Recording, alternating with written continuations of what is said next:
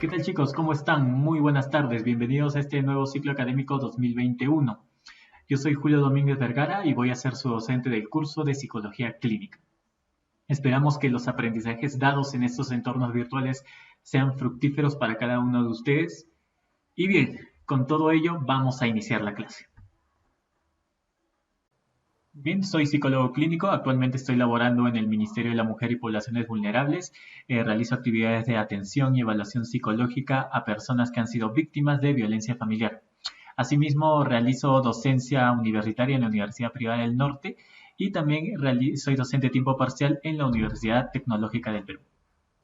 Dentro de mis estudios, tengo estudios superiores de maestría en la Universidad Peruana Cayetana Heredia y estoy realizando mis estudios de doctorado en la Pontificia Universidad Católica del Perú. En la presentación del SILAU vemos que el curso corresponde a la carrera profesional de psicología, incluida dentro de la Facultad de Ciencias de la Salud, del quinto ciclo, con una cantidad horaria de 6 horas, 4 horas teóricas y 2 horas prácticas. Y bueno, ¿no? El curso aporta en competencias de evaluación psicológica. El logro del curso. El estudiante sustenta con criterio los componentes de un caso clínico desde alguno de los modelos revisados en clase, describiendo su problemática con claridad y arribando a un diagnóstico sustentado y planteando recomendaciones clínicas adecuadas al caso. El curso se compone por una cantidad de 4 unidades de aprendizaje. La primera corresponde a Fundamentos de Psicología Clínica, que están incluidas 2 semanas, ¿no? La primera semana, que es la que vamos a hablar hoy día, que es la definición y concepto de la psicología clínica y orígenes de la psicología clínica. Y en la semana 2 vamos a hablar del DSM-5 y el CIE-10. Vamos a hacer un contraste acerca de lo que son sus diferencias y sus semejanzas entre ambos manuales. En la unidad de aprendizaje 2 vamos a hablar acerca de los métodos en psicología clínica, comprendidos entre las semanas desde la semana 3 a la semana 6. En la semana 3 vamos a observar el método clínico y el estudio de caso. En la semana 4 es la evaluación T1, ya en la cual se va a hablar de la temática de observación y entrevista psicológica clínica. En la semana 5 vamos a hablar acerca de anamnesis clínica y en la semana 6 la evaluación y las pruebas psicológicas en psicología clínica. En la unidad de aprendizaje número 3 está comprendida por las semanas desde la semana 7 a la semana 12. En la semana 7 vamos a hablar acerca de las perspectivas psicoanalítica y psicodinámica. En la semana 8, que es la evaluación parcial, se va a hablar acerca de la perspectiva conductual y cognitivo-conductual. Semana 9, perspectiva humanista y la psicología clínica. Semana 10, perspectiva constructivista y construccionista. Semana 11, perspectivas postmodernas. Y semana 12, que es la evaluación T2, se va a hablar acerca de perspectivas de última generación en psicología clínica. Por último, ¿no? La unidad de aprendizaje número 4, ¿no? La cual va como título Intervención en psicología clínica, comprendidas por las semanas 13 a la 17. En la 13 vamos a hablar acerca de la intervención clínica y sus modelos. En la semana 14 vamos a hablar de la psicología clínica como profesión y el código de ética. En la semana 15 hablaremos sobre sustentación y los componentes de un caso clínico desde alguno de sus modelos revisados, ¿no? Para esa fecha ustedes van a realizar una sustentación de un caso clínico que ustedes hayan tomado para su evaluación, diagnóstico y plan de tratamiento. En la semana 16 corresponde a la evaluación final. Y por último, si es que no se alcanza el promedio deseado, tienen la opción de poder acceder a la evaluación sustitutoria. Recordemos que el promedio para aprobar el curso es con un mínimo de 12. Ese es el sistema de evaluación. Tanto la T1 como la T2 tienen pesos porcentuales de 15. Y la evaluación parcial posee una cantidad porcentual de 30%, ¿no? Así que hagan sus cálculos porque la evaluación final equivale a un 40%. Bien, en esta parte vamos a hablar acerca de la psicología clínica, los orígenes e historia. En sí, dentro de las preguntas preliminares que tenemos para esta primera sesión serían: ¿qué es psicología clínica? Eh, ¿Cuál es el campo de acción de un psicólogo clínico? ¿Y cuáles son las funciones de un psicólogo clínico? Con esto vamos a iniciar nuestra clase de hoy. La psicología en el campo profesional es un campo en continua transformación disciplinar y profesional, ¿no? Que requiere actualización y renovación constante. Ustedes, cuando terminen la universidad, van a tener que seguir formándose y especializándose, es decir, ¿no? Asistir a diferentes eventos académicos que involucren conocimientos de alto nivel de especialidad. A partir de eso, ustedes van a poder decidir a qué se quieren dedicar dentro de las ramas de la psicología, ya sea esta organizacional, clínica, forense, ¿no? Entre sus otras especialidades. Entre los campos que el psicólogo clínico puede involucrarse está justamente el de construcción de teorías y principios. El psicólogo clínico, con ayuda de la investigación y el método científico, va a poder elaborar diferentes teorías que expliquen mucho mejor lo que es el comportamiento humano y otras variables psicológicas. Por otra parte, está lo que es la atención asistencial y talleres. El psicólogo clínico va a tener la responsabilidad y justamente la función de poder atender a personas que tengan un padecimiento emocional, cognitivo o conductual.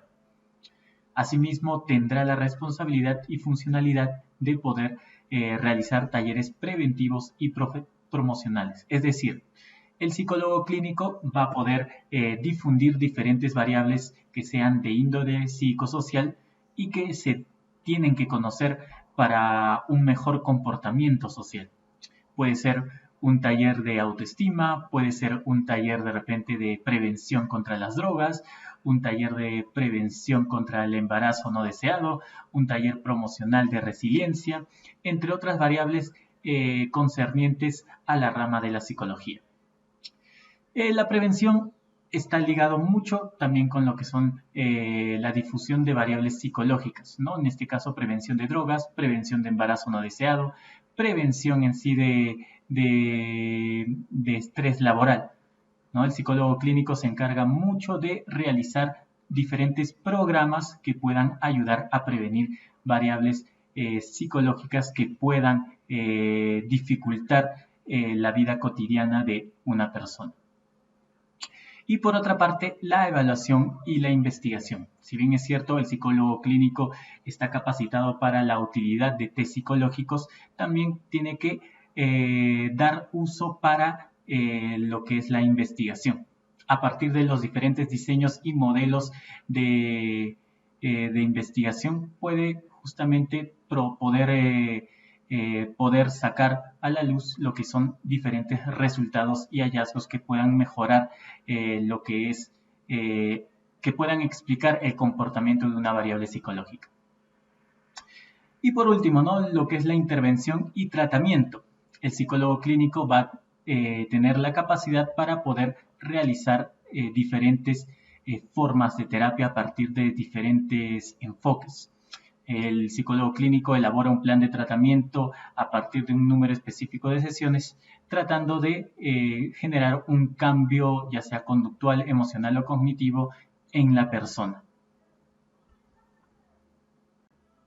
Este es un evento que se puede dar dentro de la vida cotidiana. Una persona que sufre o que adolece emocionalmente va en busca de ayuda profesional. Justamente este tipo de acción que va a realizar el psicólogo enmarca dentro de un marco clínico, ¿no? Es decir, el psicólogo clínico va a manejar eventos, ya sean normales, cotidianos o extraordinarios, que puedan afectar el desarrollo y bienestar de la persona. De esta manera, el psicólogo clínico ante el sufrimiento de la persona, ya sea en las diferentes esferas de desenvolvimiento, va a tener que incluir lo que es evaluación, explicación, detección, evaluación y lo que es justamente intervención para poder generar un cambio, ya sea conductual, ya sea cognitivo, ya sea social o ya sea emocional. El psicólogo clínico tiene la capacidad de poder intervenir ante situaciones que puedan ser anormales o ante situaciones normales. ¿A qué me refiero a ello? Que el psicólogo clínico puede atender casos patológicos como puede atender casos triviales que suceden en la vida cotidiana. Ejemplos que se dan dentro de situaciones contextuales en personas patológicas. Por decir, el psicólogo clínico podría atender a personas que están en rehabilitación de personas con accidentes vasculares cerebrales. El psicólogo clínico puede atender a personas que padecen de alguna esquizofrenia. El psicólogo clínico puede atender también a personas adictas hacia alguna sustancia psicoactiva o el alcohol. El psicólogo puede atender también a personas que padecen de autismo o dedicarse también en la atención primaria de lo que es educación especial, entre otras patologías. Para lo que es la atención de alguna de estas problemáticas, el psicólogo requiere de una especialidad. Hay personas en sí que se especializan en lo que es adicciones, ¿no? Psicólogos que tienen mucho conocimiento acerca de ello, ya sea desde el mundo, desde el campo en sí de la dependencia al alcohol, como justamente la dependencia a diferentes sustancias psicoactivas como marihuana, como de repente cocaína, entre otras drogas. Por otra parte, hay psicólogos también muy especializados en lo que es esquizofrenia, probablemente en sus diferentes etapas de desarrollo. Esquizofrenia infantil, esquizofrenia en la adultez o esquizofrenia de repente en la senectud. Y por último, lo que es el autismo, que el autismo también se da justamente en niños y el continuo de este problema puede justamente extenderse en etapas adultas. Cada una de las problemáticas que observamos acá requieren de una especialidad, algo que no es totalmente ajeno a lo que realiza el psicólogo como labor. Entre otros problemas, el psicólogo clínico también está en la posibilidad de poder atender problemas de identidad en la adolescencia, que se trata necesariamente de un ciclo de la vida en donde el adolescente sufre diferentes cambios a nivel psicológico y justamente los padres son los principales agentes más preocupados por tratar de comprender la situación actual de sus hijos. De esta manera el profesional en psicología trata de generar mejores relaciones entre lo que es el adolescente y los padres para una mejor convivencia entre ellos y sobre todo una mejor comunicación. Por otra parte, también el psicólogo clínico está capacitado para atender duelos y procesos de pérdida. El hecho de que una persona haya experimentado lo que es la pérdida de un ser querido genera en él cierto estado de tristeza y acongoja, lo cual esto se podría extender hasta poder experimentar algún tipo de depresión. Lo que hace en sí el psicólogo clínico es poder justamente tratar de dar seguimiento y acompañamiento a estas personas, con la finalidad de que puedan manejar adecuadamente su duelo y puedan nuevamente reinsertarse a las competencias que naturalmente realiza la persona. Por otra parte, los problemas laborales que están muy asociados a situaciones de estrés también son índole del psicólogo clínico. Una persona que de repente sufre sobrecarga laboral o está insatisfecho en su centro de labores es netamente un indicador de que está pasándola mal y está sufriendo. Por lo tanto, lo que hace el psicólogo clínico es justamente evaluar cada una de sus competencias que sean acorde con el trabajo para que éste pueda tener un mejor estado de adaptación y pueda tener una mejor percepción hacia su trabajo y hacia las funciones que realiza. Por otra parte, los problemas de pareja también son, es una variable muy suscitada en nuestra real situación, ¿no? Hay múltiples parejas que de alguna manera a partir de la convivencia, a partir de repente de la misma dinámica, es donde suelen tener mucho conflicto y discusión. El psicólogo clínico trata de mejorar estas relaciones y establecer nuevos vínculos con los cuales justamente la relación de pareja trate de nutrirse de lo que es confianza, honestidad, ¿no? Buena capacidad de diálogo y resolución de conflictos. Preparación para la muerte. Personas que probablemente tienen una enfermedad terminal también necesitan del acompañamiento profesional y psicológico, ¿no? El hecho de que les tengan cerca a sus familiares, que tengan un profesional en quien confiar, el que sepan de que la muerte es una etapa en la cual toda persona va a pasar, son quizás variables que puedan generar cierta influencia en la persona que actualmente está padeciendo algún tipo de enfermedad terminal. Y por último, eventos normales y esperados, ¿no? Que podría ser algún problema conductual con los niños, ¿no? Problemas de repente de relaciones entre padres y padres con otros familiares, ¿no? Problemas de repente de lo que es económicos, ¿no? Que también se pueden ser hablados dentro de un marco psicológico. En referencia a las aproximaciones históricas en psicología clínica, se da que desde la antigüedad existen diferentes referencias de las enfermedades mentales, no tanto en niños como en adultos. A través de estudios de la conducta normal se establece que en los tiempos de las civilizaciones y culturas primitivas se intentaban explicar los trastornos físicos y mentales con fenómenos sobrenaturales. Dentro de estos contextos, las enfermedades mentales son provocadas por una crisis del sistema mágico-religioso y son atribuidas a la violación de un tabú, a la omisión de los rituales o a posesiones demoníacas. De los conocimientos médicos de Grecia clásica y del Imperio Romano, que es donde constituyen la base de las modernas concepciones científicas, surge el concepto de la locura, ¿no? Basándose en los escritos hipocráticos. La enfermedad mental pasa a ser considerada como el resultado del desequilibrio biológico u orgánico, ¿no? Y no como una maldición o imposición divina. Hipócrates postuló su teoría de los 4 humores a partir de los cuales las personas eran clasificadas en temperamentos. 1 que era el sanguíneo, 2 que era el colérico, 3 que era el melancólico y 4 que era el flemático.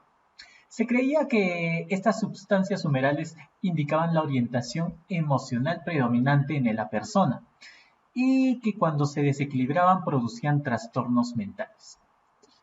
En la obra de Corpus Hippocraticum, ¿no? Se describen patologías y enfermedades neurológicas mentales, así como una clasificación de los trastornos también mentales en situaciones muy severas en donde existe tanto melancolía, demencia, ¿no? Y manía.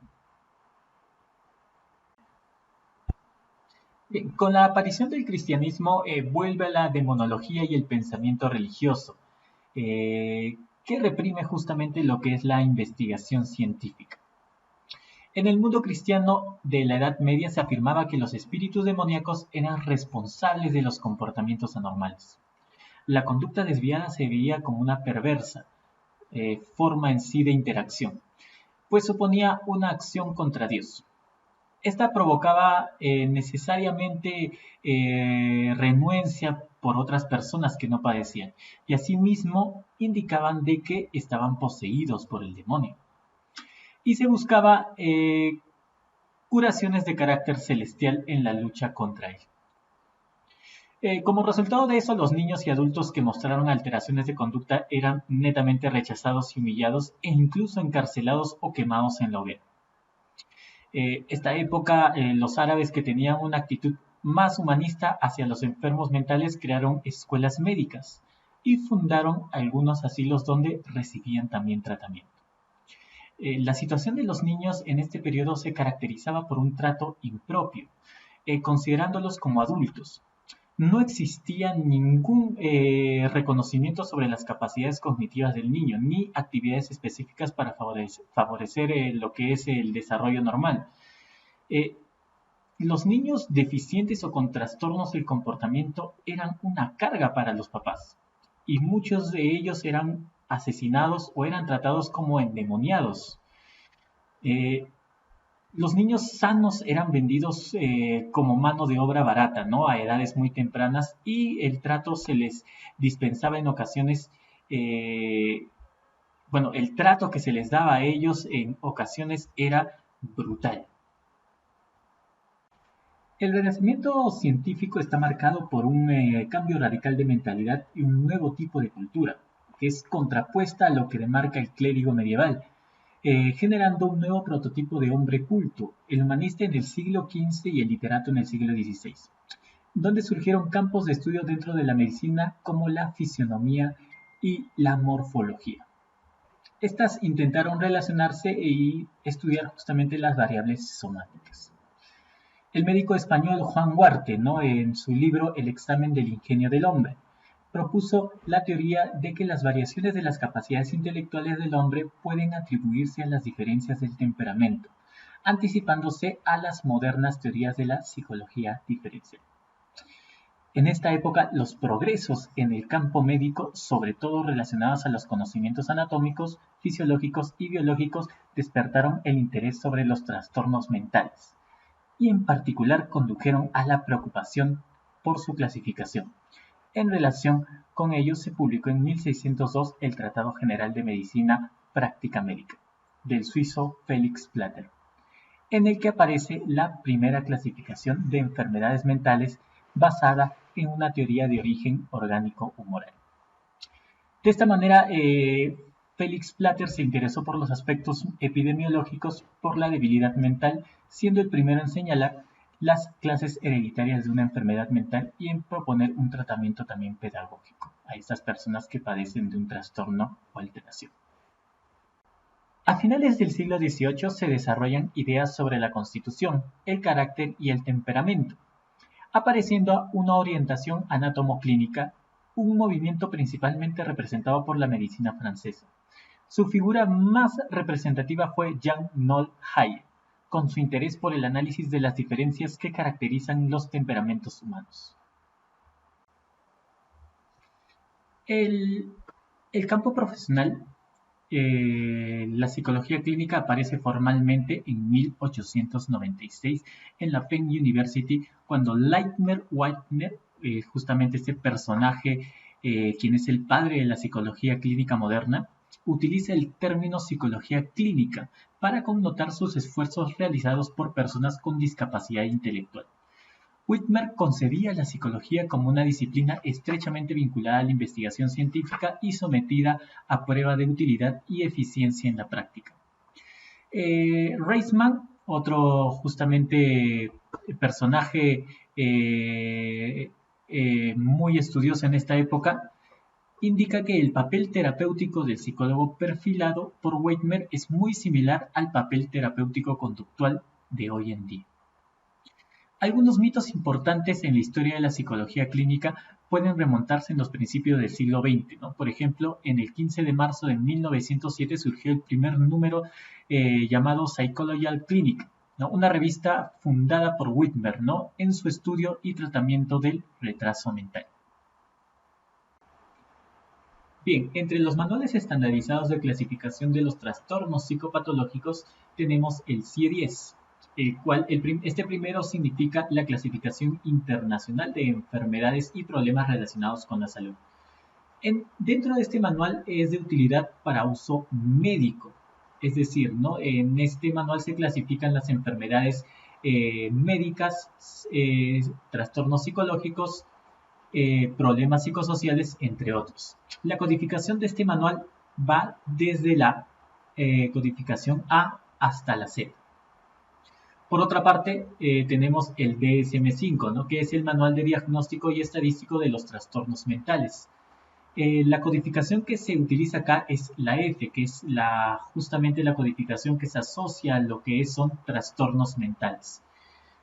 Dentro de este manual es de uso para el psiquiatra y el psicólogo clínico. ¿A qué nos referimos con expresión de conducta patológica? Existen dos variables en donde explican mucho qué es patológico y qué no es patológico. lo que podría ser normal y lo que podría ser anormal. Ambos conceptos están relacionados estrictamente con lo que es cultura, normas sociales y ética. Es decir, una persona va a tener un comportamiento, una emoción o una forma de pensar normal, ¿no? Que habitualmente, dado por la naturaleza de la cultura, se da.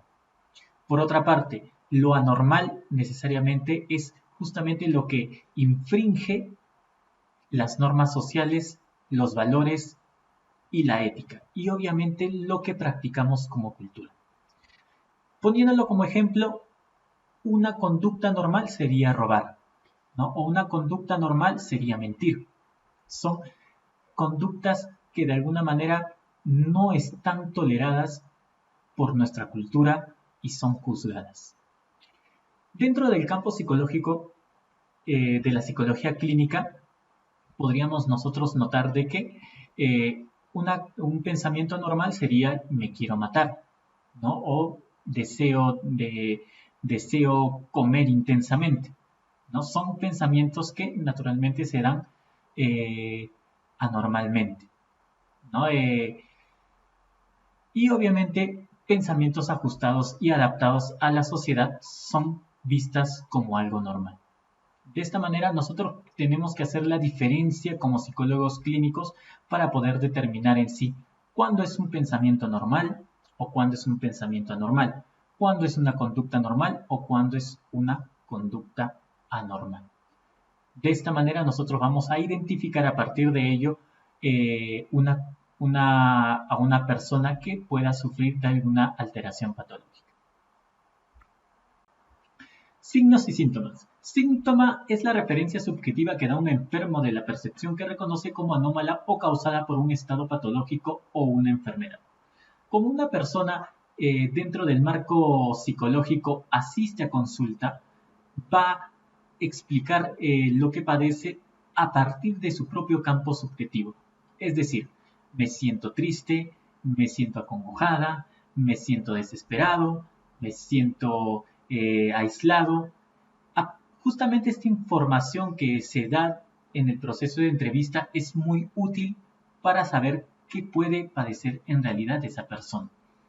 Y a esto se le conoce como síntomas, porque se encuentran dentro del campo subjetivo de la persona a quien se está atendiendo.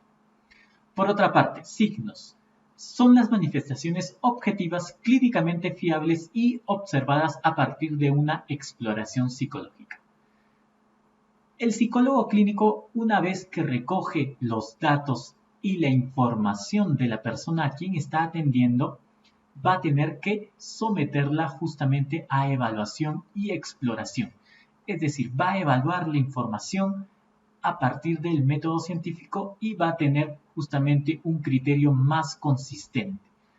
A esto se le conoce como signo, es decir, una vez terminada la evaluación psicológica, se determina que la persona padece de ansiedad generalizada. Esto sería un signo. O una vez que se termina la exploración psicológica o evaluación, se determina que la persona tiene depresión. Características a destacar que realiza un psicólogo clínico, ¿no? Dentro de las funciones está lo que es la evaluación a partir de pruebas psicológicas o el uso de estas para justamente concluir con un diagnóstico. Por otra parte, dentro de las funciones también están el tratamiento y la intervención mediante lo que son actividades de psicoterapia o terapias de apoyo. Tenemos lo que es la función de consejería, asesoría, consulta y enlace. Esto se refiere mucho a lo que es orientación y consejería, ¿no? El psicólogo clínico puede atender y emitir un consejo a partir de la información que obtiene por parte del paciente. Lo que es la prevención y promoción de la salud, justamente elaborado mediante talleres o charlas, que son de índole tanto promocional como preventivo. Lo que es la investigación, justamente tratar de indicar cómo es el comportamiento de diferentes variables psicológicas para así obtener resultados consistentes mediante el método científico. Enseñanza y supervisión, lo que es la docencia y justamente la capacidad del psicólogo para poder emitir lo que son conocimientos a otros profesionales o personas que están interesadas en algún tipo de temática en el comportamiento de variables psicológicas. Dirección, administración y gestión, ¿no? Que son características también de un profesional en poder asumir un tipo de liderazgo, asumir justamente la administración de una empresa o realizar gestiones que puedan atender al logro de un objetivo específico. Bien, eso ha sido todo por hoy. Esperemos en sí que los conocimientos hayan sido muy necesarios para lo que es esta primera sesión en el curso de Psicología Clínica. Nos estaremos viendo mediante la videoconferencia, así que espero en sí la asistencia de todos y podamos nuevamente hablar acerca de lo que se ha transmitido mediante este video. Así que yo les deseo lo mejor. Esperemos en sí que puedan revisar todas las actividades que hay dentro del aula virtual y será en este caso hasta la videoconferencia. Muchas gracias.